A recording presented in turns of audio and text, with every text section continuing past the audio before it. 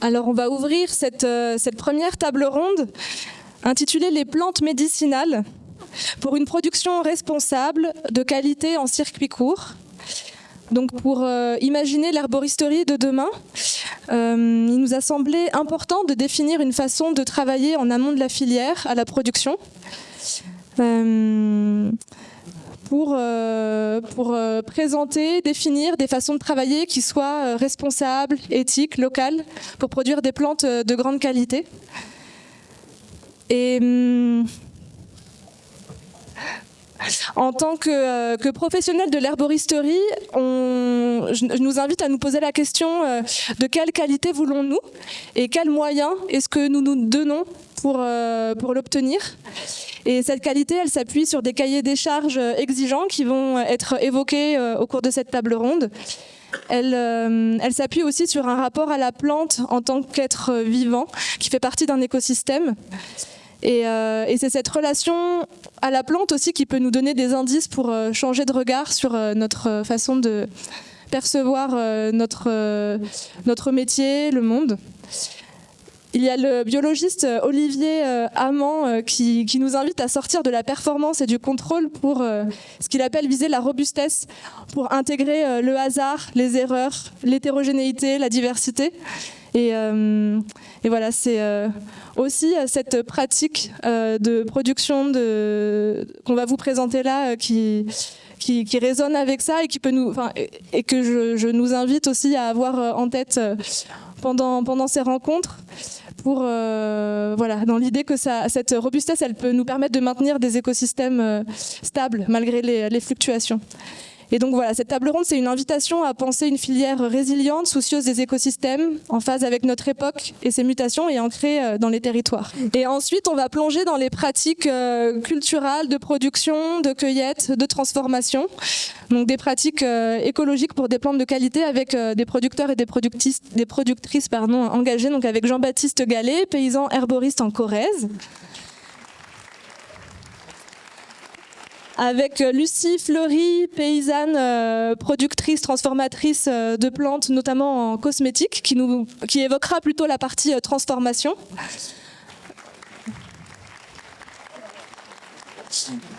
Et ensuite, on mettra en lumière les menaces qui pèsent sur les plantes, sur la ressource, sur les plantes, avec Fabienne Gilbertas de l'AFC, qui nous parlera des guides de bonne pratique, du travail formidable que fait l'AFC pour informer le public et les cueilleurs et les cueilleuses à ce sujet-là.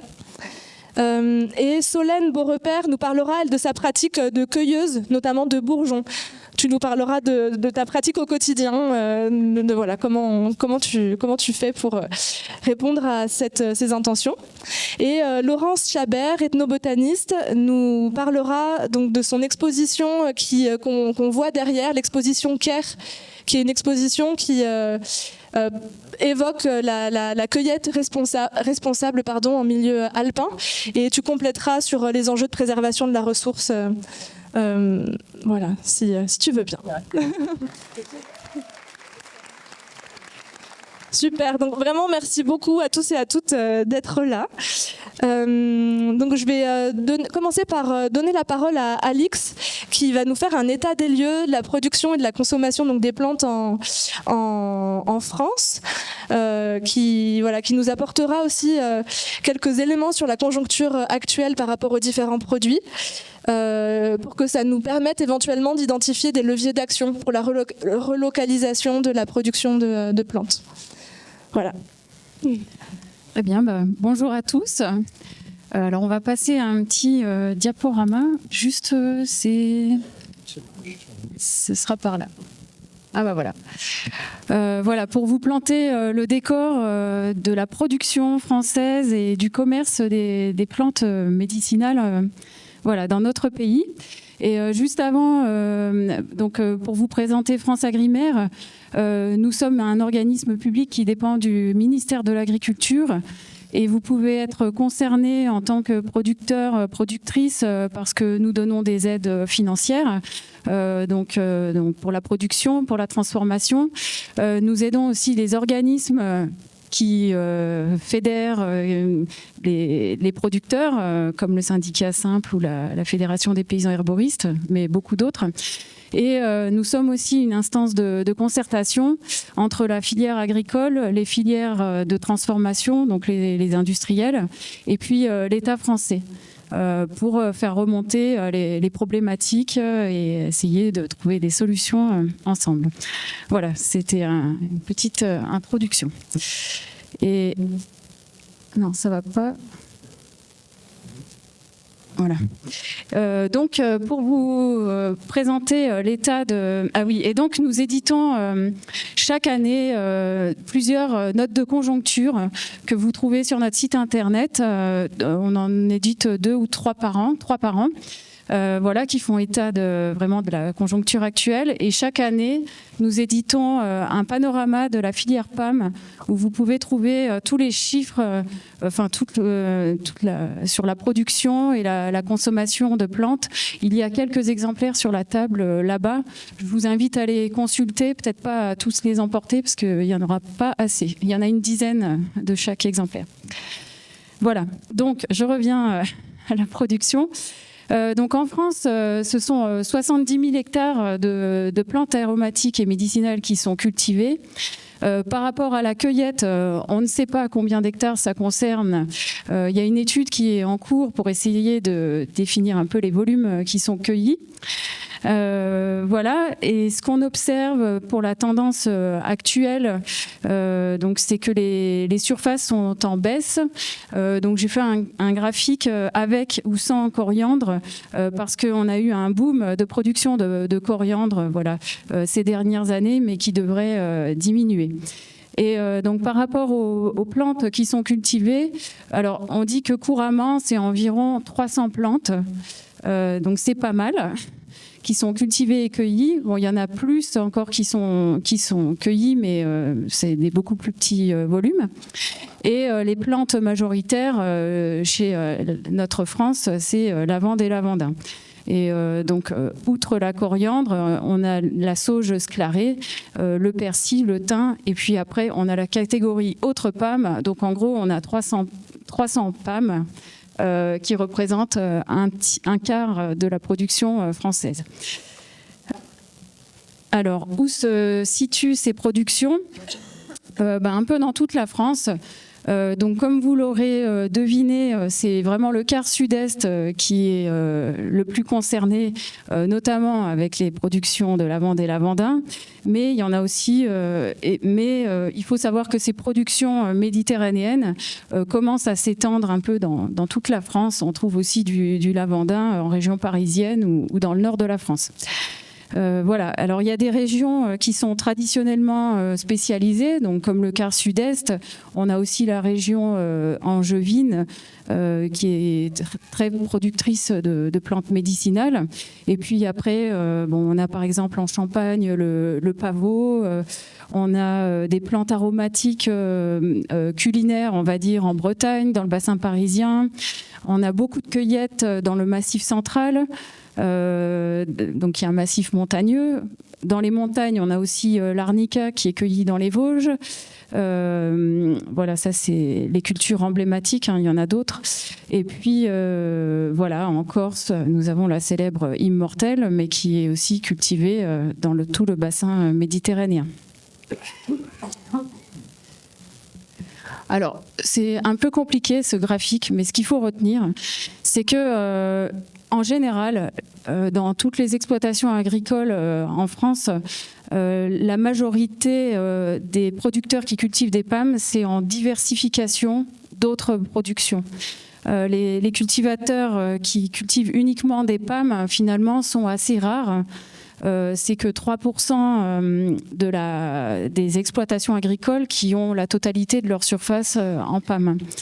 Voilà. On dit que 61% des surfaces et 84% des exploitations ont moins de 30% de PAM sur leur exploitation. Voilà. Donc voilà, c'est pour dire que c'est vraiment une diversification. En fait, ce deuxième graphique montre que la majorité des exploitations ont moins de 5 hectares de PAM. C'est-à-dire que ceux qui cultivent des PAM ont des très petites surfaces. Bon, voilà. Je passe rapidement parce qu'on n'a pas beaucoup de temps, mais on pourra revenir dessus si vous voulez. Ce qui peut vous intéresser aussi, c'est la part des plantes aromatiques et médicinales qui sont en bio.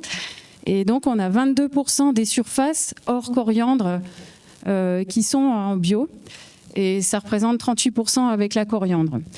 Voilà, donc c'est la production française qui a la part la plus importante de bio pour les plantes aromatiques et médicinales.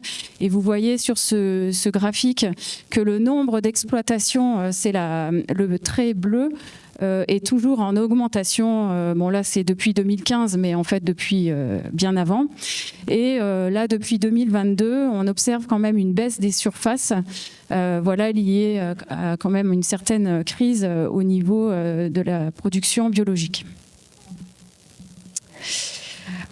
Alors, par rapport je passe à l'organisation de la filière des PAM.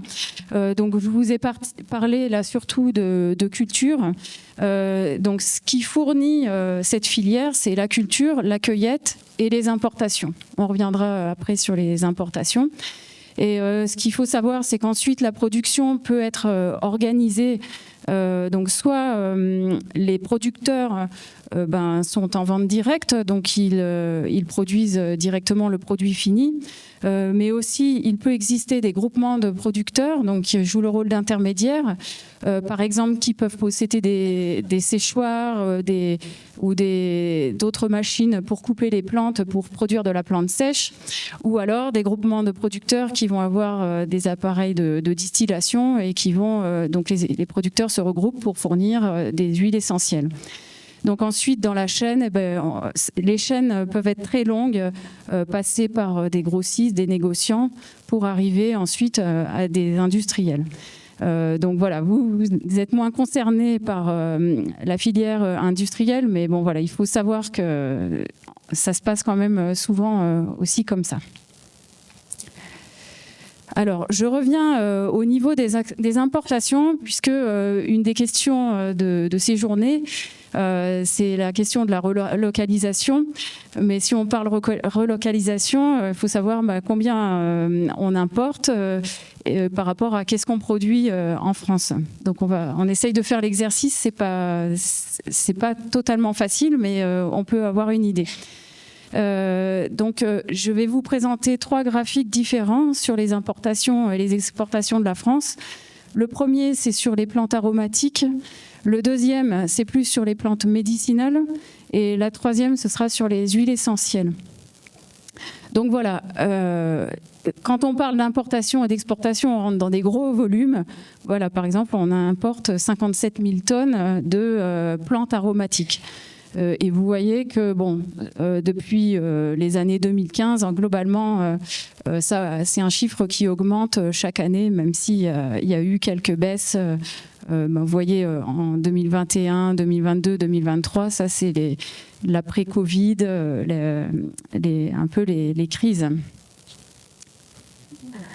Et donc, dans ces plantes aromatiques, en fait, les données douanières, puisque ces chiffres nous viennent des données douanières, on peut avoir des données sur quelques plantes, pas beaucoup, mais alors on peut avoir des données sur le thym, le laurier, le safran, la coriandre, le fenugrec. Bon, le fenugrec nous regarde un peu moins, mais le thym, ça peut vous intéresser. Et donc, en violet foncé, nous avons les volumes. Sur le graphique de gauche, nous avons les volumes et sur le graphique de droite, nous avons les valeurs. Par exemple, en volume, ce qui peut être intéressant, c'est qu'on importe environ 750 tonnes de thym, par exemple, par an. Et vous verrez après combien on en produit sur les diapositives suivantes.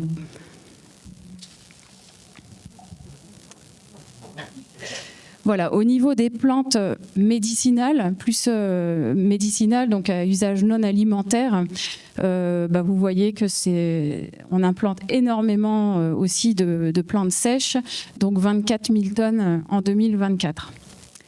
C'est un peu moins, c'est moins que les plantes aromatiques qui sont de 57 000 tonnes, parce que dans les aromatiques, c'est beaucoup d'épices, genre le poivre, toutes les épices. Et puis en huile essentielle, voilà le graphique. C'est globalement aussi en augmentation, mais on importe presque 10 000 tonnes d'huile essentielle par an.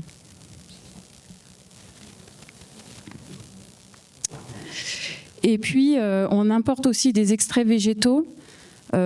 C'est des extraits d'opium, de réglisse, de houblon, d'ephédra, de vanille ou autres. On importe environ 10 000 tonnes. C'est le volume des huiles essentielles.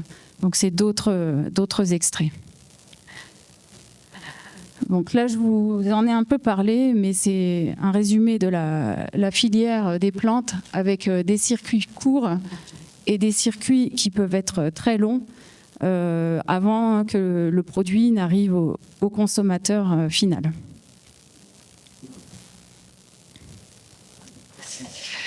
Alors, cette filière que je vous ai décrite, elle est accompagnée par beaucoup d'organismes, et c'est ce qui fait un peu la force de la filière française. Je pense que les producteurs qui sont présents dans la salle, vous le ressentez, parce que vous avez le syndicat des simples qui vous aide, vous avez la Fédération des paysans herboristes, vous avez l'association française des professionnels de la cueillette. Je pense que voilà, vous sentez un réel soutien. Il y a aussi d'autres organismes qui existent, comme le CEPARM, qui gère plus l'aspect coopérative, organisation de producteurs. Et puis, donc ça, c'est pour l'amont de la filière. Et plus on va à droite de la diapositive, plus c'est l'aval de la filière. L'aval, c'est le côté industriel. Et donc au milieu, ce sont des filières plus interprofessionnelles qui essayent de mettre du lien entre les producteurs et les utilisateurs que sont les industries. Donc je ne vous les liste pas, on n'a pas le temps, mais vous voyez que notre filière française elle est très bien accompagnée par un certain nombre d'organismes. Alors pour parler consommation, puisque c'est un sujet qui nous intéresse aujourd'hui, alors la conjoncture actuelle veut que, en ce qui concerne les compléments alimentaires, qui est un premier débouché, le marché se porte très bien. Voilà, donc vous voyez, il est en croissance. C'est un chiffre du SYNADIET, qui est le syndicat des fabricants de compléments alimentaires. Donc vous pouvez aussi être concerné par la production de compléments alimentaires, donc vous savez que c'est un débouché qui est assez porteur. Et puis, donc sur la droite de la diapositive, nous avons les infusions, donc, qui est aussi une production qui vous concerne fortement. Et nous avons à France Agrimaire des données sur les ventes en pharmacie et parapharmacie, qui est le graphique du haut, et en magasin bio, qui est le graphique plus bas. Donc vous voyez que la production, la vente a connu un pic pour la pharmacie vers les années 2021-2022. Alors pardon, tout ce qui est barre, c'est les volumes, et les courbes, ce sont les chiffres d'affaires. Donc en volume, c'est à peu près stable en pharmacie, et c'est 200 tonnes par an d'infusions qui sont vendues en pharmacie, et c'est 380 tonnes en magasin bio. Voilà, donc il y a presque 2 fois plus de tisanes qui sont vendues en magasin bio. Et vous voyez, pour les magasins bio, la crise du bio qu'on voit depuis 2022. Qui apparemment est en train de se résoudre, et ça devrait repartir, le marché de la bio. Vous pouvez voir ici sur ce graphique le détail des infusions, les principales infusions qui sont commercialisées en pharmacie, parapharmacie. Et la plante qui arrive en tête, c'est le thym, avec presque 10 tonnes par an. Et je vous ai mis les tonnages pour les plantes qui peuvent être qui poussent plus facilement en France. Bon, l'eucalyptus, je l'ai pas mis. Bon, il peut y en avoir un petit peu, mais c'est surtout importé. Mais donc la deuxième plante, ce serait la camomille matricaire, et on tombe tout de suite à 2 tonnes. Vous avez verveine, fenouil, séné, queue de cerise, camomille romaine, romarin, tilleul, qui ont à peu près le même tonnage. Et en magasin bio, donc les tonnages sont plus importants, et le thym arrive toujours en tête avec 16 tonnes. Et alors après, en magasin bio, on a des plantes un peu plus exotiques, le maté, l'hibiscus, et puis viennent les plantes, on va dire classiques, verveine, ortie, menthe poivrée, romarin, réglisse, aubier, tilleul et tilleul, entre 3 et 5 tonnes par an. Oui. Alors, on n'a pas les chiffres pour les herboristeries de comptoir, malheureusement. Il y a un travail que j'avais commencé, d'ailleurs, il y a quelques années. Et en fait, il y a eu un tel turnover. Il y a plein d'herboristeries qui ont fermé, d'autres qui ont ouvertes. Et un vrai travail serait à faire de recensement des herboristeries de comptoir pour faire ce travail. Oui, tout à fait. Oui, on se verra après.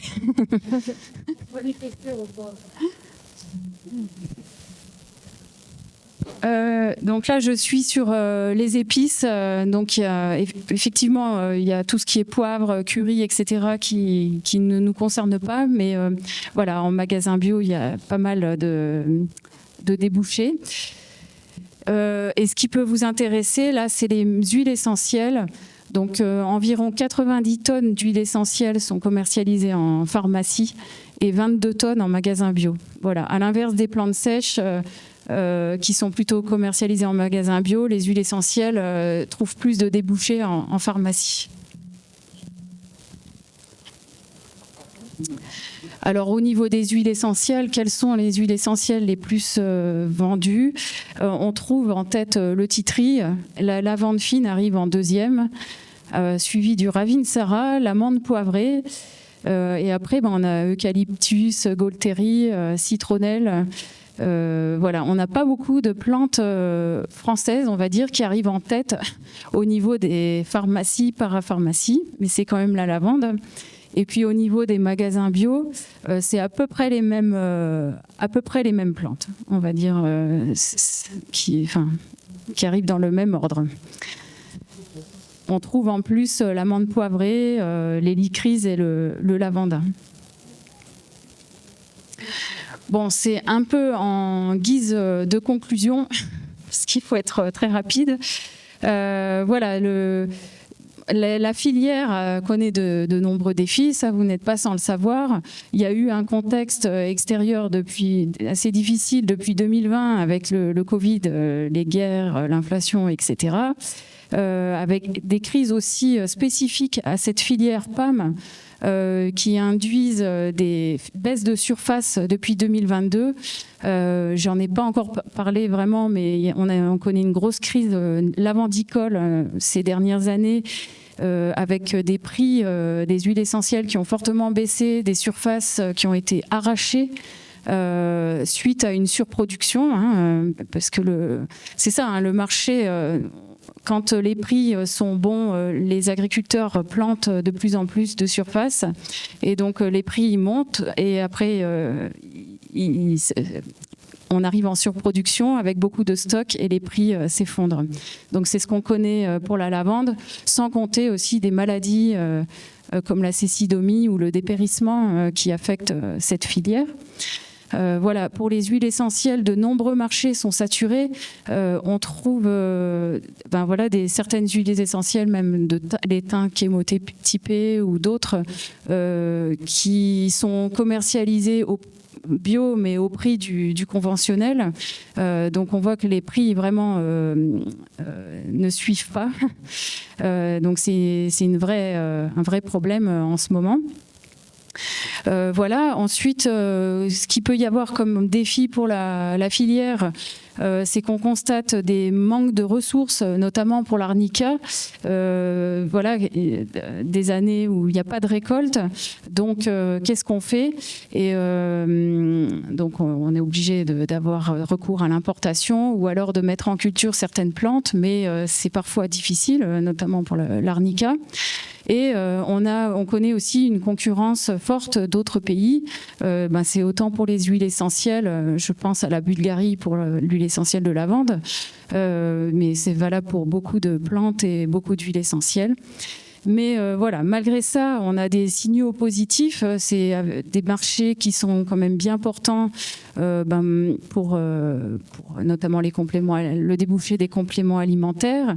On a une filière bio qui repart et puis une filière quand même, comme je vous ai dit, qui est bien organisée et qui sait rebondir, même si ça prend parfois quelques années, mais pour revenir plus fort sur le marché.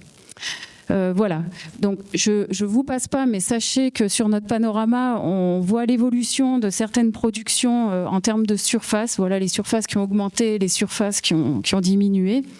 Et puis, on voit aussi, par détail de certains débouchés, pareil, les évolutions des différents marchés.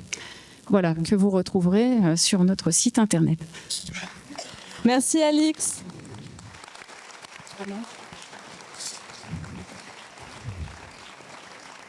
Merci beaucoup pour cette présentation qui nous donne des éléments du contexte global dans lequel vont s'inscrire nos échanges à venir.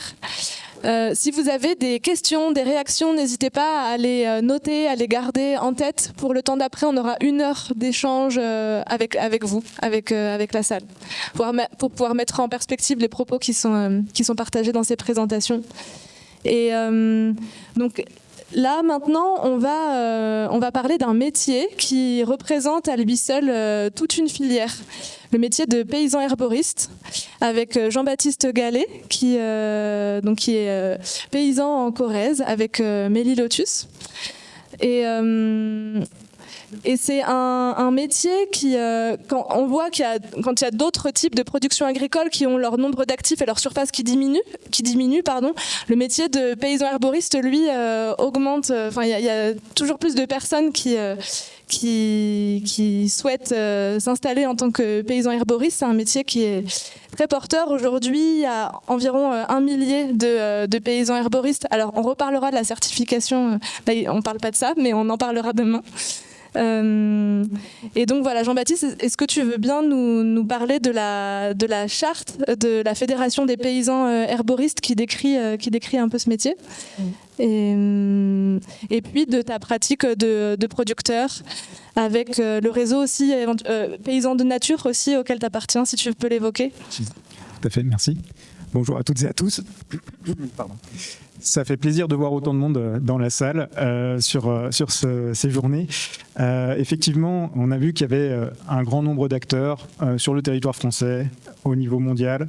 Ce qu'on a cherché à mettre en avant sur ces journées, c'est justement cette démarche de paysans herboristes qu'on a regroupée au sein d'une charte avec un certain nombre, notamment de valeurs qui nous animent.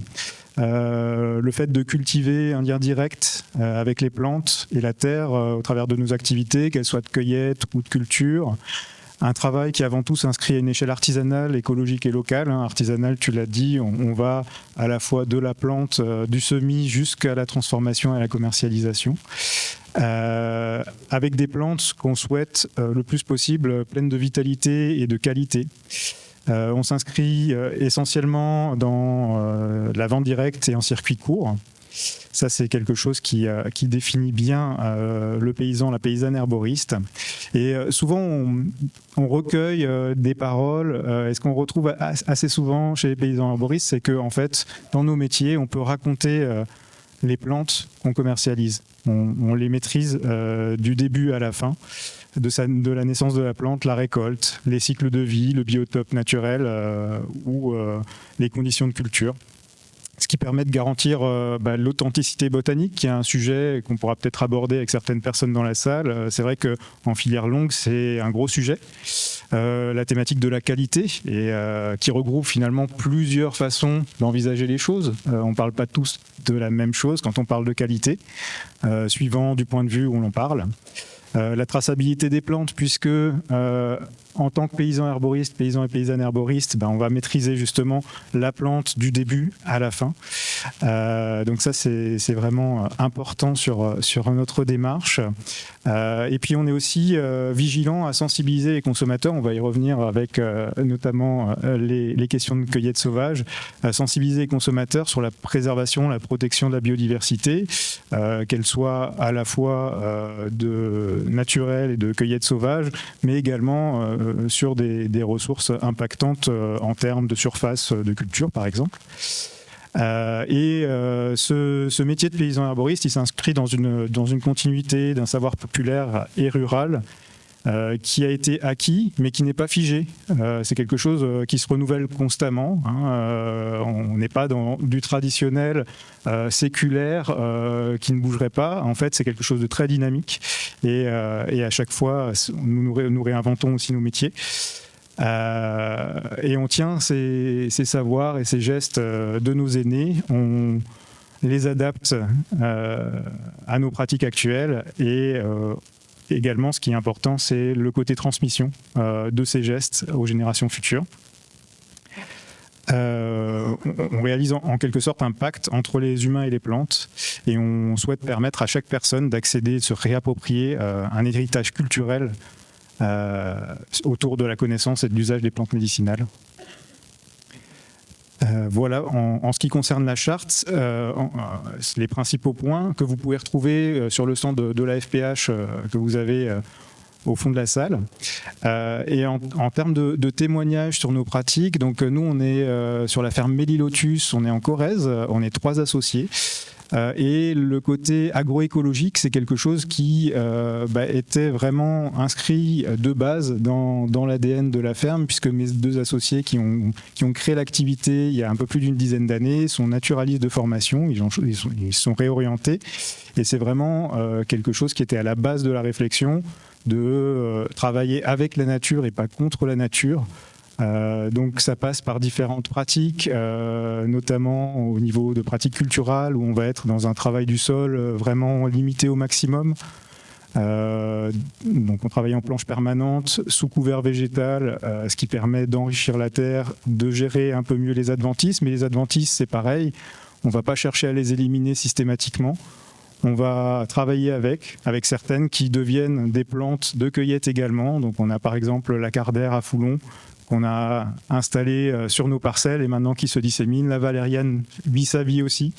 Donc un certain nombre de plantes comme ça qui finalement, on est presque dans le concept du jardin en mouvement, qui évolue très, très régulièrement et avec lesquels on travaille. On essaye de multiplier également les biotopes avec la création d'une mare par exemple, le maintien de zones en jachère qui permettent justement une certaine robustesse dont tu parlais en préambule, Julie, et qui sont des richesses finalement dans un territoire qui est de plus en plus morcelé en termes de biodiversité et de zones naturelles. Finalement, les parcelles qu'on va cultiver en tant que paysans et paysannes herboristes, c'est un peu comme des îlots de résistance vis-à-vis de pratiques plus conventionnelles et qui ont tendance à vouloir trop cadrer la nature parfois. Donc l'idée c'est de garder des réservoirs et dans nos pratiques aussi, justement dans la gestion notamment des prairies, puisqu'on va se servir d'une bonne partie de nos surfaces qu'on va garder en prairie et qu'on va couper, mais à des périodes bien spécifiques pour permettre aux insectes de faire leur cycle. On ne va jamais raser une prairie complètement. On va toujours le renouveler par partie pour assurer finalement la possibilité à des insectes de pouvoir faire l'ensemble de leur cycle. C'est vraiment quelque chose qui est important pour nous d'assurer ces îlots de résistance. Il y a même dans certains cas des réintroductions par exemple une sauterelle sur la ferme qui est inféodée à des prairies naturelles assez particulières et qui ont tendance énormément à régresser sur notre territoire. Il restait encore 2 stations connues dans un environnement de une cinquantaine de kilomètres carrés et qui allaient être retournées comme beaucoup de prairies. Et donc on est allé chercher quelques couples de ces sauterelles qu'on a réinstallés dans nos prairies et ça a permis de pérenniser finalement ces populations. Donc aussi un rôle de conservation finalement. Et donc oui, tu parlais du réseau Paysans de Nature qui a été créé à l'initiative de naturalistes justement qui ont vu dans l'agriculture une manière de préserver la biodiversité, justement au travers de pratiques. Alors ça regroupe beaucoup d'éleveurs, c'est un réseau qui est national, qui regroupe beaucoup d'éleveurs parce que, en l'occurrence, c'est des surfaces qui sont importantes. Mais dans la gestion des prairies, de manière extensive, l'idée c'est vraiment d'assurer ces îlots de préservation de certaines espèces qui commencent à devenir menacées. Voilà. Donc n'hésitez pas à consulter le site de l'association et ses démarches. C'est quelque chose de vraiment intéressant. Merci beaucoup Jean-Baptiste pour ça.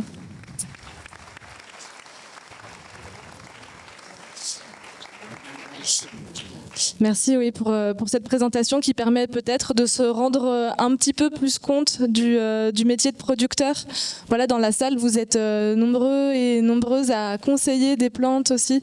Ça nous semblait important de faire connaissance aussi à cet endroit-là. Et maintenant, on va se situer plus à l'endroit de la transformation des plantes avec Lucie Fleury, qui est productrice, transformatrice, notamment de produits cosmétiques dans les Bouches-du-Rhône. Tu es aussi à la FNAB. Et donc j'ai envie de te poser la question. Comment ça se passe pour toi dans ton quotidien de transformatrice de cosmétiques, notamment au niveau réglementaire? Quand on a eu un échange toutes les deux, tu me disais que c'était vraiment important pour toi de t'inscrire dans des circuits courts pour construire des maillages et des partenariats forts avec les personnes avec qui tu travailles. Et voilà, est-ce que tu peux nous en dire un peu plus? Quelles sont tes contraintes, enfin quels sont tes choix, quelles sont tes contraintes et comment tu fais pour les dépasser? Donc bonjour à tous. Donc moi je suis Lucie Fleury. Effectivement, je suis installée depuis 2015 dans les Bouches-du-Rhône, plutôt au niveau des Alpilles entre Avignon et Arles. Je cultive une surface aujourd'hui d'1,2 hectare qui est en agroforesterie parce que j'ai récupéré en 2018, j'ai fait une première installation sur un premier terrain. Et en 2018, j'ai eu énormément de chance de pouvoir acheter un bout de masse provençale à rénover avec un terrain attenant d'1,2 hectare qui était initialement cultivé en biodynamie par la personne d'avant. Et c'était des vergers... C'était un verger de poirier de conservation avec des variétés anciennes. Donc j'ai conservé une partie du verger, j'ai installé progressivement mes plantes médicinales dessus. Donc ça fait 10 ans que je suis installée. J'ai fait le BPREA de Nyons en 2013-2014, donc j'ai reconnu le directeur, entre autres, qui a été un énorme levier pour moi pour m'installer, notamment sur le réseau, la connaissance du monde agricole, parce que moi je suis ingénieure en biologie dans les métiers de la pharmaceutique et de la cosmétique à la base. Alors effectivement c'est quelque chose de facilitateur pour moi dans la création de mon projet agricole, puisque il y a 10 ans, j'ai créé les Fleurs de Basile, qui est la marque de mes produits aujourd'hui, et que j'avais une bonne notion sur l'univers de la cosmétique, mais aucune sur l'univers agricole, et que c'est surtout là où moi j'ai dû apprendre. Donc je dis que c'est facilitateur pour moi parce qu'effectivement, l'univers de la cosmétique, on n'est pas encore dans l'univers de la pharmaceutique où on fait des médicaments et où là c'est difficilement accessible pour une personne seule. Heureusement qu'aujourd'hui, l'encadrement des compléments alimentaires est encore assez facile au niveau réglementaire, quoique il y a quelques années ça a failli se compliquer. De faire des cosmétiques à l'échelle de l'auto-entrepreneur, effectivement, c'est pas facile parce qu'il y a une grosse contrainte réglementaire, mais c'est pas impossible. Il faut savoir s'entourer, il faut savoir être patient et il faut savoir être militant aussi, je pense. Donc, je vais, en fait, pour illustrer ce que je suis en train de vous dire, je vais vous parler de mon expérience. Donc moi j'ai commencé progressivement en travaillant à côté. J'ai d'abord commencé à apprendre à cultiver mes plantes. J'ai fait des choix de plantes qui avaient un intérêt cosmétique Et j'ai fait des choix qui avaient un intérêt marketing, parce qu'on peut faire les meilleurs produits du monde, si derrière on ne sait pas les vendre, on ne peut pas les vendre, on n'est pas visible, eh bien c'est un peu dommage. Et puis finalement, je crois que l'agriculteur, il a le droit de gagner sa vie. Surtout quand il fait des projets de qualité et qu'il a des projets à haute valeur. Au niveau environnemental, alors je ne parle pas de HVE, la nouvelle labellisation, mais vraiment quand on a des valeurs profondes du respect de l'environnement, de l'humain, de la nature, des animaux, etc., donner une visibilité à ce qu'on fait, c'est hyper important. Donc effectivement, aujourd'hui, on a différents actes.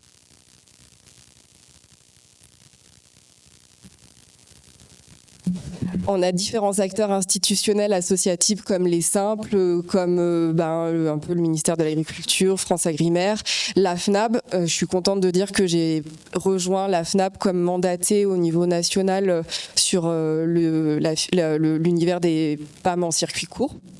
Voilà. Donc on a un certain nombre d'institutions qui permettent de mettre en réseau, de faire de la documentation, de l'expertise, qui permettent aussi que les producteurs à l'échelle individuelle ou petite surface ou petite entité soient moins seuls et accompagnés sur des aspects techniques. Donc tout ça pour dire que je m'égare peut-être un peu, que quand je me suis installée, j'ai été à la rencontre et à la recherche de ce réseau, donc à travers mon BPREA d'une part, à travers à mon niveau local de l'ADA. Donc c'est des associations pour le développement de l'agriculture paysanne au niveau départemental. Et il y en a à peu près dans chaque département. À travers aussi la Fédération nationale de l'agriculture biologique, et puis en région ou en département, on a les GRAB et les GAB ou les agribio. À travers aussi, moi à l'époque j'avais la mention Nature et Progrès. Et je suis allée chercher tous ces acteurs-là pour m'aider à créer mon projet, à créer de la compétence et à créer de l'échange technique, en plus de ce que j'avais comme bagage personnel au niveau de la cosmétique. Et donc petit à petit, j'ai monté un premier petit laboratoire dans le garage de ma maman, ça n'empêchait pas de le faire aux normes et de pouvoir avoir des pratiques qu'on appelle dans le règlement cosmétique des bonnes pratiques de fabrication. Et petit à petit, j'ai créé mes produits. Donc j'ai une gamme aujourd'hui avec des hydrolats. Donc je me suis vraiment orientée esthétique, bien-être, beauté. Donc j'ai une gamme qui est surtout axée sur le visage. Mais je fais beaucoup de distillation, donc aujourd'hui je commercialise des hydrolats pour le côté cosmétique. Je commercialise des crèmes qui sont issues du cérat de Galien. Je ne sais pas si tout le monde connaît, donc c'est vraiment l'ancêtre de la crème basée sur le mélange du gras et de l'eau par l'action de la cire d'abeille. Je fais des huiles de soin qui sont issues de macérat huileux. Et j'ai développé le côté un peu plus spa esthétique avec des gommages et des masques depuis 2 ans, parce que je me suis initiée à l'univers du facialisme, qui est vraiment l'univers à la mode sur le massage visage pour bien vieillir. Et en fait, il y a un débouché là-dedans. Je travaille de plus en plus avec des petites esthéticiennes ou des petites masseuses qui ont à cœur dans leur démarche de travailler avec des produits de qualité. Donc mon parcours, il a été, ça fait 10 ans, donc ça fait peu, mais beaucoup déjà. Donc il a été hyper progressif et à partir moi j'avais pas d'enjeu financier. J'ai fait le choix de continuer à travailler à côté, de pas prendre la DGA tout de suite. Pour moi, c'était hyper important de créer progressivement les étapes financières de mon projet pour ne pas avoir d'enjeu, d'emprunt, de compte à rendre. J'imagine, en tout cas pour moi, ça a été la force en fait de la réussite du projet, parce qu'aujourd'hui j'en vis. De faire les choses par étapes, et pareil pour aller vers des produits qui aujourd'hui sont a priori à peu près conformes à la réglementation. Je dis ça parce que je n'ai jamais eu de contrôle, et j'imagine que si j'avais un contrôle, il y aurait quelque chose qui n'irait pas. Mais pour être a priori le mieux possible dans les clous, dans ce que je peux faire aujourd'hui, j'y suis allée progressivement et rien n'a été impossible et rien n'a été, dans un premier temps, hyper coûteux.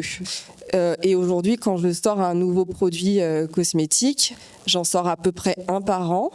Je me mets en conformité avec la réglementation tout de suite. D'ailleurs, je peux citer que le dernier produit que j'ai mis sur le marché, qui est une huile démaquillante, je l'ai fait valider par Samy Korkos, qui est dans la salle, qui est l'évaluateur toxicologique, qui est très proche des Simples et qui a une démarche qui est facilitatrice pour le producteur transformateur pour comprendre et pour aller au bout du cheminement de la mise en conformité d'un produit cosmétique. Donc voilà, aujourd'hui, après quelques années un petit peu tangentes avec ce laboratoire chez ma maman qui qui était à peu près, qui était aux normes, mais il était aussi mon bureau, il était aussi mon espace de stockage. J'ai pu accéder dans le MAS que j'ai rénové à un espace beaucoup plus grand, avec plusieurs espaces dédiés, un espace un peu vente-accueil, un espace de stockage sans lumière, hyper tempéré, et j'ai un espace de labo où je n'ai que cet espace qui est dédié pour la transformation. Et les contraintes réglementaires, maintenant, effectivement, elles se compliquent. La réglementation, elle se corse. Elle se corse aujourd'hui. Le changement de réglementation se fait en juillet 2026, notamment sur la liste des allergènes. Ça peut impliquer des coûts en plus sur des tests. Ça peut impliquer des réétiquetages et des réévaluations des produits qui ont déjà été évalués. C'est un coût, c'est un stress pour les gens qui ont une difficulté à lire. Par contre, la force du réseau fait que c'est pas impossible, je pense. Le syndicat des simples a beaucoup travaillé sur l'aspect cosmétique. Je sais que nous, en région PACA, on a un groupe WhatsApp qui a été mis en place par Mégane Véchamp d'Agribio 04, qui fait que on a ce groupe d'échange qui permet de se rassurer, de s'aider, de répondre aux questions. Et je crois que le mot de la fin, c'est de dire qu'effectivement, il y a des contraintes. Effectivement, ça peut être un coût, mais que ça ne doit pas être un frein à lancer ce type de projet. Enfin, je sais que moi, je suis passionnée de ce que je fais aujourd'hui. Je ne pourrais pas être que transformatrice ou que productrice, même si aujourd'hui, il y a aussi une part de mon chiffre d'affaires qui est fait par la vente de matières premières à des marques un peu haut de gamme en cosmétique, notamment sur la vente d'Hydrolat. Je ne serais pas la personne que je suis aujourd'hui, hyper heureuse, hyper bien dans sa vie si je pouvais pas être productrice et transformatrice et avoir un produit à la fin qui soit sensoriel, qualitatif et qui respecte des valeurs humaines et environnementales.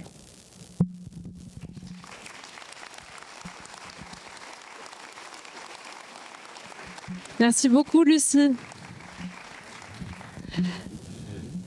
Super, merci. Belle conclusion. On va aller voir donc du côté de la cueillette maintenant avec du coup Fabienne Gilbertas de l'AFC, l'association des professionnels de la cueillette.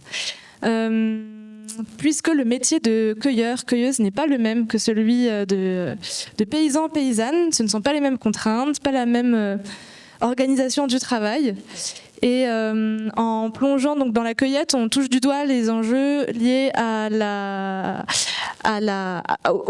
nécessité de préserver les écosystèmes et la ressource, et notamment du fait qu'il y a une demande qui augmente fortement.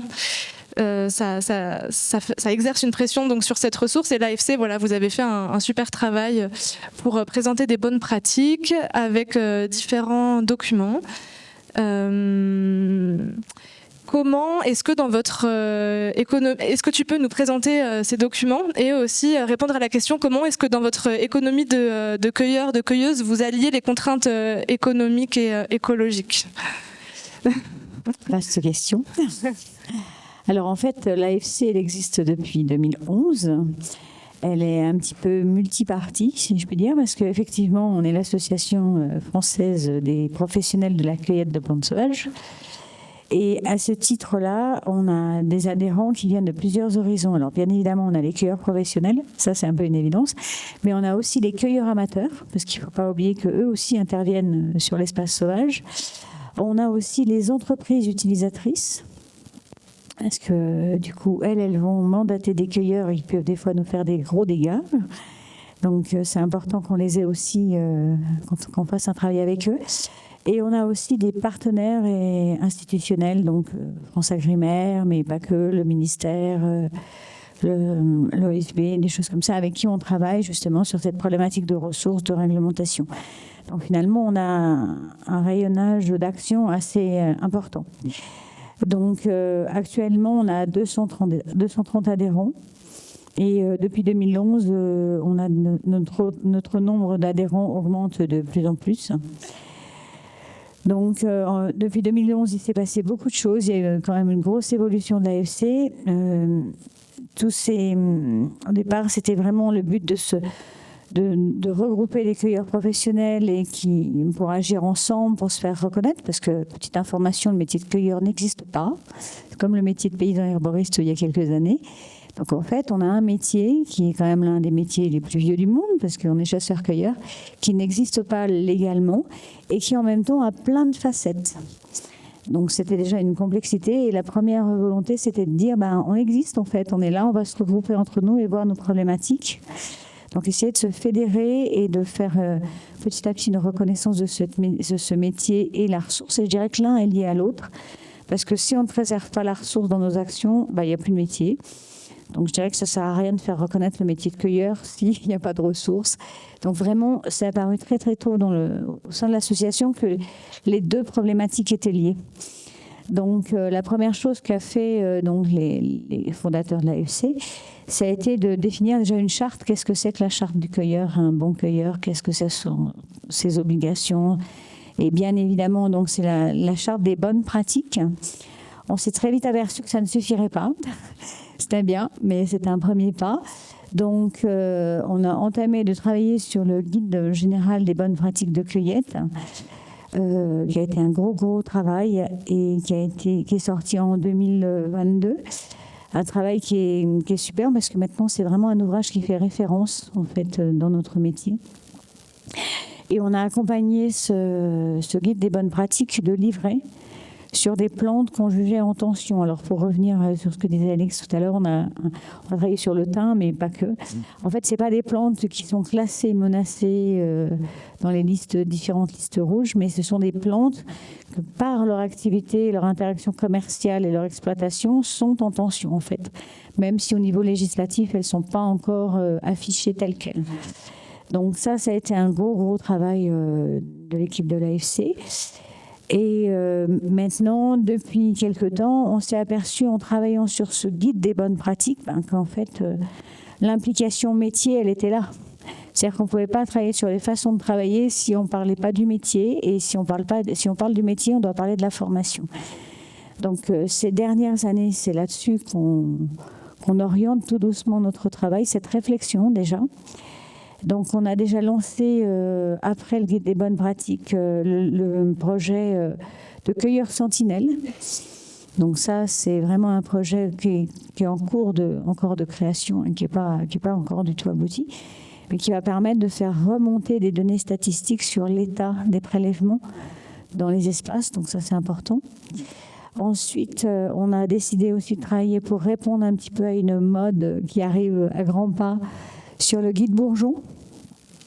Parce que le prélèvement des bourgeons, pour l'instant, c'est encore un peu, ça se développe, mais on va dire que c'est encore un peu doux. Mais ça monte, ça augmente sans arrêt. Et là, pour le coup, ce prélèvement de bourgeons, il va vraiment menacer. Là, il y a une menace qui est latente, entre guillemets. Moi, j'ai eu une réflexion il n'y a pas longtemps avec une Comcom sur une zone Natura 2000, sur une jeune hêtraie sapinière, et je leur ai dit, si vous ne faites pas quelque chose, en fait, on va se retrouver avec des fourgons et ils vont venir nous couper des jeunes arbres. Hop. Comme ça, ils prélèvent tout en même temps, les jeunes pousses, hop, et tout va bien, c'est vite fait. Ils mettent tout ça dans un fourgon, on ne les voit plus, et nous, on a un trou, quoi. Et pourtant, c'est une zone protégée. Donc, avec l'arrivée de la gémothérapie, la montée, le développement de la gémothérapie, c'est vrai que c'est une réelle problématique qui arrive pour nous sur la ressource.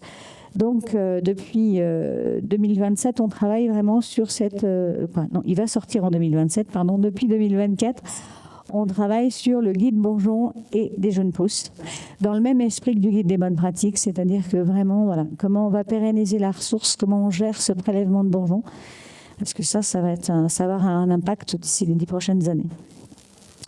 Et à côté de ça, on se penche aussi sur la problématique, donc en faisant des journées à thème pour informer justement les cueilleurs professionnels, amateurs, les entreprises utilisatrices. Donc par exemple, là au mois de novembre, on a la journée thym, pour revenir sur cette problématique du thym, où là, on va vraiment, les différents acteurs vont pouvoir échanger sur leurs problématiques à la fois d'approvisionnement et de gestion de cette plante-là qui est quand même extrêmement menacée. Elle est vraiment en tension, cette plante. On a aussi développé depuis 2 ans des webinaires en ligne qui sont accessibles à tous, où ça va aller on va traiter de la ressource, comme on a fait donc un webinaire sur l'arnica, on en a fait un autre sur l'ail des ours, parce que pareil, l'ail des ours c'est très très tendance et c'est compliqué. Et en même temps, on a fait des webinaires sur le métier. Qu'est-ce que c'est d'être cueilleur aujourd'hui, l'installation, parce que c'est problématique de s'installer sur un métier qui n'existe pas. Donc voilà, on va maintenir ces webinaires dans les années futures parce que ça c'est quelque chose qui est très très bien accueilli et il y a une demande là-dessus. Et depuis quelques mois, on travaille avec le ministère et l'OFB sur le parcours formation du cueilleur professionnel. Qu'est-ce qu'il faut pour être un bon cueilleur? Voilà, comment ça se passe? Parce qu'on s'aperçoit qu'il y a beaucoup de gens qui veulent faire de la cueillette, hein, c'est tendance, c'est mode. Post-Covid, c'est encore pire. Mais très peu restent installés dans la durée. On a beaucoup de gens qui s'installent, mais on a beaucoup de gens qui ferment au bout de 2-3 ans. Parce que c'est pas si simple que ça. C'est pas seulement l'image du panier dans la nature. Hein, c'est beaucoup plus complexe que ça et ça reste un métier très physique. Et donc voilà, on se saisit de ce dossier-là et ça va être certainement l'un des gros projets qu'on va mener dans les 6 prochaines années. L'accompagnement à l'installation, la formation et la reconnaissance du métier de cueilleur parce que tout ça est lié. Et en formant bien nos cueilleurs, on pourra justement mieux gérer la ressource et les impliquer dans cette gestion de ressources qui est quand même primordiale parce que c'est la clé de notre métier. Voilà.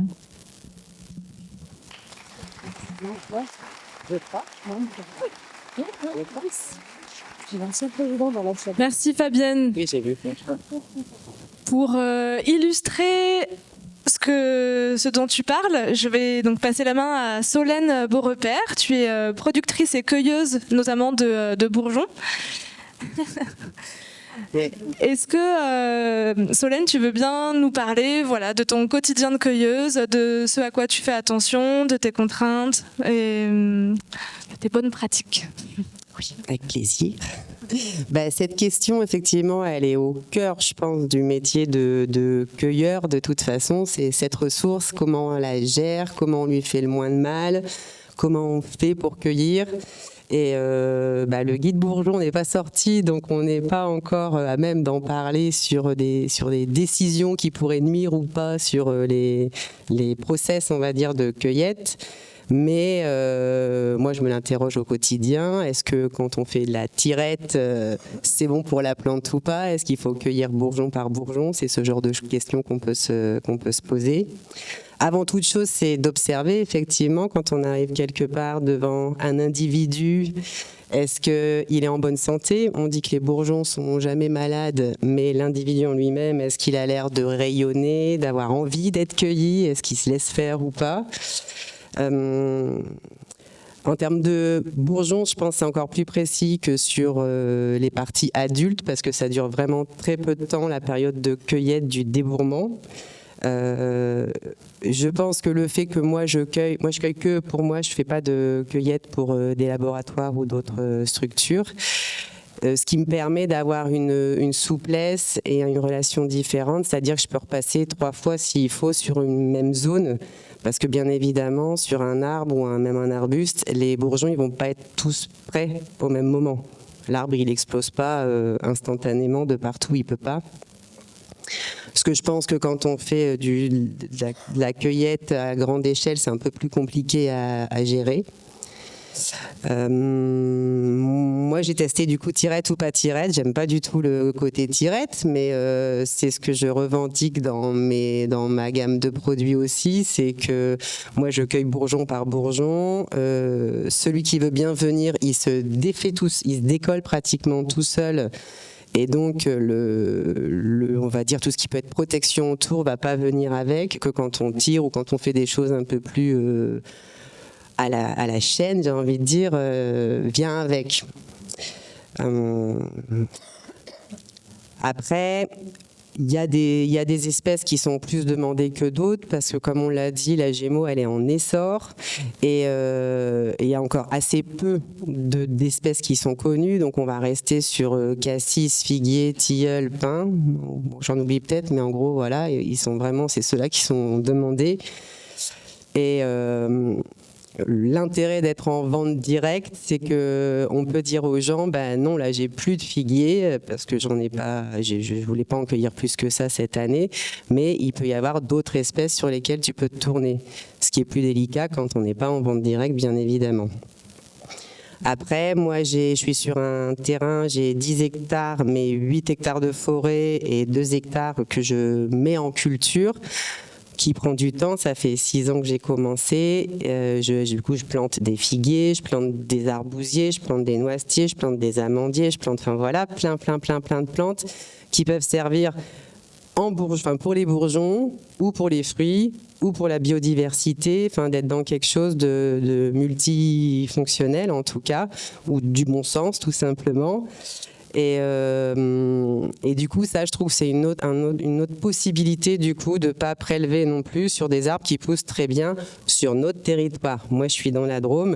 Les figuiers, ça pousse bien dans la Drôme. Je sais pas si en Alsace les figuiers poussent bien. Je connais pas bien l'Alsace, mais en tout cas, je teste et du coup, je mets en culture pas mal de choses.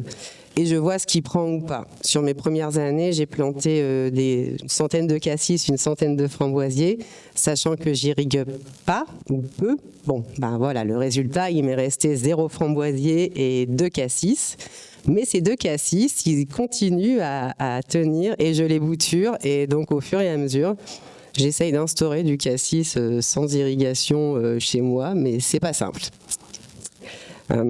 Voilà, et après il y a aussi, alors il y a le fait qu'on n'a pas trop accès nous les petits à tout ce qui va être analyse, études, ça c'est compliqué. Moi je sais que l'AVGEM est là et l'AVGEM, l'association de gémothérapie française, bosse et commence à bosser là-dessus pour qu'on puisse se positionner aussi en termes de principes actifs.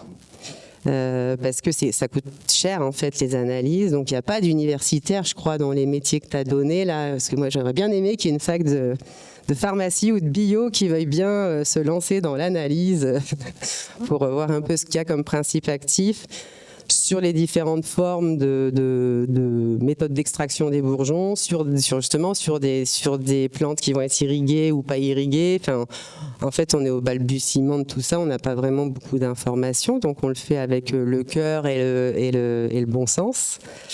Et après, il y a aussi, donc il y a des petites choses qu'on voit passer à droite à gauche pour tenter de contrecarrer par exemple la surcueillette avec des céréales. Ça peut être l'avoine ou le maïs ou le seigle qui sont utilisés en gémeaux et que du coup ça, comme j'ai la chance d'avoir de la place, ça je le fais, de mettre en culture aussi des plantes à croissance rapide on va dire, parce que sur les arbres on est sur le temps long, donc je suis pas prête de cueillir beaucoup de bourgeons sur mes arbres, mais c'est pas grave, ce sera pour les suivants.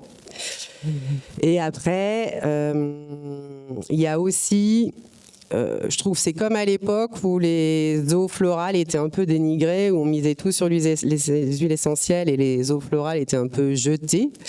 Maintenant, elles sont bien valorisées et je pense qu'il y a un gros travail à faire avec les arbos que j'essaie de faire mais qui n'est pas simple non plus, parce qu'en fait, les arbos, on leur dit rien, ils taillent leurs arbres tous les ans et ça paraît normal. Et d'ailleurs, ça l'est. Mais en fait, il y aurait certainement moyen de faire les choses bien ensemble, que ce soit des coproduits, mais même en bio, souvent, ils traitent juste avant l'éclosion, donc au même moment que nous, on cueille les bourgeons. Donc c'est pas si simple. Je réussis sur de la vigne avec une collègue qui fait de la vigne et qui traite pas à ce moment-là, mais voilà. Il y a un gros travail à faire, je pense qu'il pourrait être chouette d'essayer sur des plantes qui sont pas traitées, parce que les plantes qui sont traitées à la bouillie, quand on arrive, on voit la tronche du bourgeon, on n'a pas envie de le cueillir, c'est pas possible. Mais il y a ça et il y a c'est pareil, je pense, si vous voyez un romarin que vous taillez pas, au bout des années il dépérit en fait. Donc les plantes, il y a aussi des plantes qui supportent super bien la taille et qui en ont besoin même. Donc c'est pour ça que je pense qu'il faut observer et se dire tiens, elle, comment elle se comporte, quand je la taille ça fait quoi, et en fait voilà, je pense qu'il y a plein de plantes qu'on peut utiliser à foison en gémeaux sans leur faire de mal. Et après, c'est aussi de se dire de combien j'ai besoin, combien je vais en avoir besoin cette année, et de pas juste se dire tiens, cet arbre il est grand, il est beau, il peut me donner plein de bourgeons, je vais en cueillir plein, et de se retrouver avec une quantité dont on va rien faire. Après, c'est vrai que la Gémeaux, on est sur du complément alimentaire, on est sur de la DDM longue, donc on est moins embêté avec que les tisanes, par exemple, à les évacuer rapidement. Mais quand bien même, moi, quand je vois quand mes enfants viennent avec moi ou des stagiaires, il y a l'envie de la cueillette, quoi. C'est facile sur les gros arbres, c'est facile, on a envie de cueillir, et là tu dis non, stop, on n'en a pas besoin, ça ne sert à rien. Et après, il y a aussi je vois, moi, dans le village où je suis, avant, ils faisaient passer une personne pour entretenir le petit chemin de promenade. Donc, depuis que je fais de la Gémeaux, ils n'ont plus besoin de faire passer parce que moi, du coup, je taille les branches qui gênent le chemin et je me sers, du coup, sur ces branches. Et voilà. De toute façon, elles auraient été enlevées, ces branches. Comme en montagne où régulièrement, tous les 10 ou 15 ans, ils vont faire une prairie rase pour les bêtes. Bon, à ce moment-là, si on le sait, c'est super chouette de pouvoir aller cueillir les aubépines, les églantiers, les noisetiers avant qu'ils passent. De toute façon, c'est des choses qui vont être complètement coupées. Et donc voilà, j'ai souvent cette question en formation ou par les stagiaires de « Ah, mais si tu prends les bourgeons, il n'y aura plus d'arbres. » Et en fait, voilà, il faut juste se remettre en perspective que finalement, ça se fait, en fait, sans qu'on s'en rende compte. Enfin voilà, si on y fait attention, on va se rendre compte qu'en fait, il y a plein d'endroits où oui, on coupe des branches, où oui, on prélève des choses, mais il faut juste faire attention. La norme, on dit que c'est de revenir une année sur 3 minimum sur un même espace. Mais ça dépend aussi de quelle quantité de bourgeons on va cueillir sur la même branche, sur l'individu en général. Donc c'est dur d'avoir une position tranchée sur la cueillette, mais c'est en tout cas observer. Et observer aussi à la fois sur l'instantané de la saison et sur un temps long. Parce que comme les fruitiers, c'est pareil, on va avoir des années à pommes, on ne saura plus quoi en faire, et l'année d'après, celle d'après, il n'y aura plus rien. Donc là, c'est un peu pareil aussi, c'est d'être dans l'observation sur un temps long, d'une année sur l'autre, d'essayer d'étudier un peu plus long terme. Et après, c'est se dire aussi que quand on cueille, on est censé savoir chez qui on cueille, il faut que ce soit propre, bien évidemment, avoir les autorisations de cueillette. Et ça, c'est à double tranchant parce qu'il y a aussi des gens qu'on connaît chez qui on va cueillir, mais d'autres collègues vont aller cueillir sur l'aubépine. Si je prends le bourgeon, d'autres collègues vont y aller pour les fleurs et les fruits. Et la personne qui nous accueille, elle est contente, elle dit vas-y, c'est la nature et à tout le monde, profite.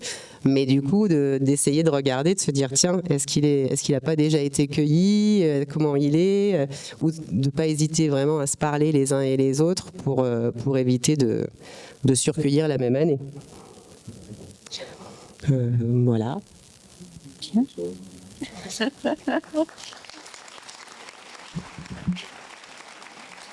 Allez, à moi. Je crois que mon micro... Ah si, c'est bon. Merci Solène pour ton témoignage très ancré dans ton quotidien. Super. Et voilà, donc Laurence Chabert, tu es ethnobotaniste. Tu as réalisé, alors tu me diras si je me trompe, mais tu as réalisé donc l'exposition CARE, qui parle de ces enjeux-là de préservation des plantes en milieu alpin. Est-ce que tu peux nous dire 2 mots sur cette exposition et de ce que tu as entendu autour de la cueillette? Est-ce qu'il y a des choses que tu auras envie de partager? Il me semble que tu as une vidéo également à nous montrer. Je te laisse nous dire. Oui, bonjour à tous. En fait, l'exposition, elle est le résultat d'une recherche qui a duré pendant 2 ans avec le Conservatoire botanique alpin de Gap et Luc Garot, qui en est le botaniste. Et moi, en tant qu'ethnobotaniste, nous avons essayé de cerner quelles sont les plantes qui sont cueillies dans le massif alpin. Alors, le massif alpin, c'est au sens géographique du terme, c'est-à-dire depuis le nord de la Haute-Savoie jusqu'au sud des Alpes de Haute-Provence. Et sur ce territoire, qui est un territoire où les plantes sauvages sont, on va dire, foisons, mais surtout d'une grande richesse, d'une grande diversité floristique, Les botanistes ont dénombré plus de 4000 espèces, 4157 espèces, alors que la flore vasculaire française, aujourd'hui, en compte environ 6000. Donc on voit que dans les zones de montagne, la diversité floristique est vraiment quelque chose d'exceptionnel. Donc dans ces deux régions administratives, donc Aura et Sud, nous avons essayé de voir quelles sont les plantes qui, une fois déterminées comme étant présentes, sont cueillies. Alors c'est difficile d'avoir ces infos-là. Il faut bien être réaliste. Juste pour vous situer, j'ai fait partie du groupe qui a créé le syndicat Simple il y a plus de 40 ans. J'ai été productrice de plantes aromatiques et médicinales bio pendant 25 ans dans les Alpes du Sud. Et je continue à faire à la fois de la transmission, mais aussi de la recherche sur ces usages des plantes. Et quand on m'a demandé de faire ça, j'ai dit la première chose que je peux dire, c'est que nous n'aurons aucune idée des volumes récoltés. Et Alix peut en témoigner. On ne sait pas qui fait quoi dans la montagne. Vous partez chacun avec votre saquette ou votre panier et vous ne passez pas à la pointeuse à la fin pour dire j'ai ramassé tant de kilos. Donc comment savoir ? Donc la seule façon de savoir, c'est d'abord d'établir une liste des plantes dont on sait qu'elles sont cueillies. Comment le sait-on ? Par notre expérience, par la liste des commanditaires aussi, des acheteurs, et puis par les rencontres avec les producteurs. Mais on n'a pas d'idée de volume. Pour vous donner un ordre de grandeur, je suis toujours cueilleuse professionnelle, mais à très petite échelle, puisque je cueille pour la fabrication d'élixirs floraux, d'élixirs mers. Et donc là, il s'agit de quelques dizaines de grammes.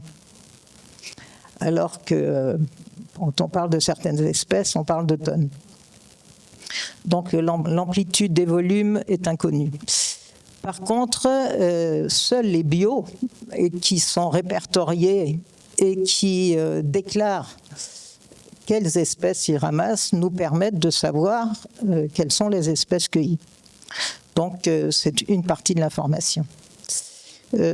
J'avais noté en 2020, c'est le chiffre que j'avais, peut-être qu'Alix en a un plus récent, la cueillette bio représente 154 tonnes en France, alors que la cueillette conventionnelle représenterait à peu près 8 tonnes et demie. Donc ça nous montre bien que les seuls qui déclarent, ce sont ceux qui font du bio. Voilà ce que ça nous montre. Donc dans ce territoire de 32 756 km² du massif alpin, donc on a recensé plus de 4000 espèces. Et cette étude, auprès à la fois des acheteurs, auprès des cueilleurs labellisés bio, nous ont révélé qu'un grand nombre d'espèces sont récoltées. Et quand je dis un grand nombre d'espèces, c'est beaucoup plus que ce à quoi nous nous attendions. Dans un travail plus bibliographique qui avait été fait, je crois, en 2015, Thierry, qui était paru dans Le Monde des plantes, 715 espèces étaient recensées pour toute la France. Là, sur Massif alpin, nous avons dénombré 970 espèces récoltées. Et ça nous a fortement étonnés parce qu'on entend toujours parler des espèces les plus emblématiques et en fait, il y a énormément d'espèces qui sont récoltées pour des laboratoires, pour des transformations diverses, sans que ni les commanditaires, ni les cueilleurs, et encore moins les consommateurs, n'aient conscience de cette pression sur la ressource. Il s'agit de cueillettes commerciales. Je n'ai évidemment pas du tout parlé des cueillettes familiales pour lesquelles on connaît les espèces, mais on n'a pas non plus idée des volumes. Alors les quantités de plantes sauvages prélevées sont méconnues, mais la régression des milieux dans lesquels elles poussent, ça on l'observe depuis toutes ces dernières années. Et en montagne, la raréfaction des espèces est très notable. Ça, c'est le boulot des botanistes. Quand je travaillais pour des conservatoires botaniques nationaux dans les années 90-2000, on était à faire un état des lieux. Quelles sont les plantes présentes? Tandis que maintenant, on peut mesurer quelles sont les plantes qui sont en raréfaction, on va dire, ou en régression. Donc, l'étude CARE, dont l'exposition est un petit rappel que vous pouvez regarder plus précisément, nous a montré cette pression sur la diversité des espèces. Et donc, on se demande comment les cueilleurs peuvent agir avec ces informations. D'abord, en ayant une connaissance à la fois botanique, biologique de chaque espèce récoltée. Et ça, nous nous y employons à travers les différentes formations que nous pouvons faire à travers des associations, mais aussi dans les formations dans les CFPPA. En entretenant le milieu sauvage par des cueillettes qui sont réfléchies, grâce aux travaux qui ont été faits donc, depuis de nombreuses années à travers le cahier des charges de simple, le guide des bonnes pratiques de l'AFC, mais aussi parfois en mettant en culture dans des biotopes similaires. Quand on recherche une espèce qui est difficile à trouver, qui est un peu inaccessible, et vous pourrez lire les exemples du génépi, le terme génépi étant un peu un terme générique qui recouvre plusieurs espèces différentes, c'est expliqué dans les panneaux. Qu'est-ce qu'on a comme possibilité ? Si on observe les essais qui ont été faits depuis les années 90 sur les plantations du génépi, on voit bien que le génépi en culture, il ne survit qu'aux alentours de 1200 mètres. Il ne survit. Mais si on veut qu'il produise, il faut monter plus haut. Et donc, c'est pas facile de faire des cultures à 1800 mètres d'altitude. Donc ce sera forcément des cultures de petite échelle et avec une valorisation en direct, par exemple, pour acheter un sachet avec tant de brins qui vous permettront de faire votre liqueur ou votre tisane. Et beaucoup d'espèces ne sont pas cultivables. Vous verrez l'exemple de l'ail des ours, qui est une espèce... alors, elle est à la mode. Ça, c'est pas grave d'être à la mode. Tant mieux si les gens en profitent et découvrent un goût sauvage. Sauf que quand il s'agissait d'être récolté par les gens locaux, qui connaissaient leur station, et puis de le partager avec les copains, ou alors de faire une petite production locale, ça allait bien. Maintenant, c'est l'échelle agro-industrielle.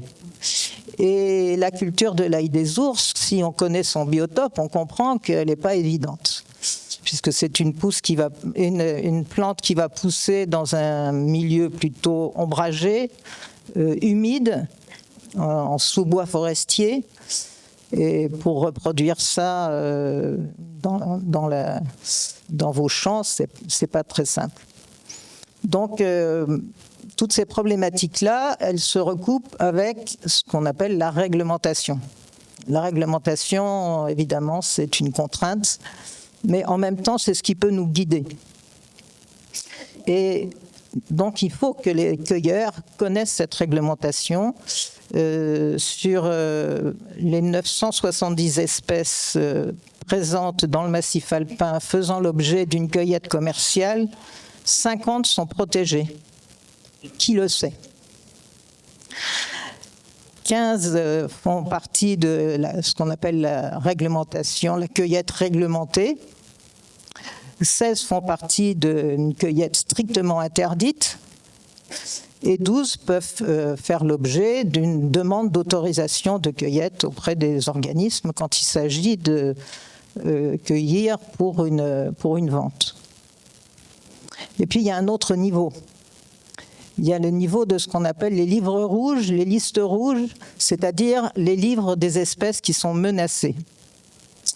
Or, depuis que je regarde les plantes de près et que je suis dans le milieu à la fois des botanistes, des conservatoires et des cueilleurs, je jongle un peu dans ces milieux, qui, je dois dire, quand j'ai commencé, ne se connaissaient pas, n'échangeaient pas. Ça a beaucoup évolué. Et donc, on a maintenant des ponts qui nous permettent de percevoir les espèces qui sont en régression.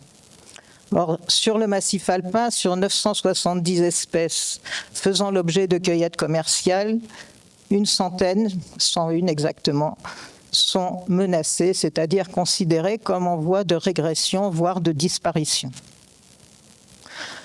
Donc, pérenniser la ressource, c'est pas seulement être un bon écolo, c'est aussi ne pas scier la branche sur laquelle nous sommes assis. Et la nature est profuse parfois, mais nous la malmenons beaucoup. Donc c'est notre conscience qui doit nous guider notre serpette. Voilà, je vous invite à regarder l'exposition et puis un petit résumé de ce que je viens de dire, que tu peux peut-être lancer.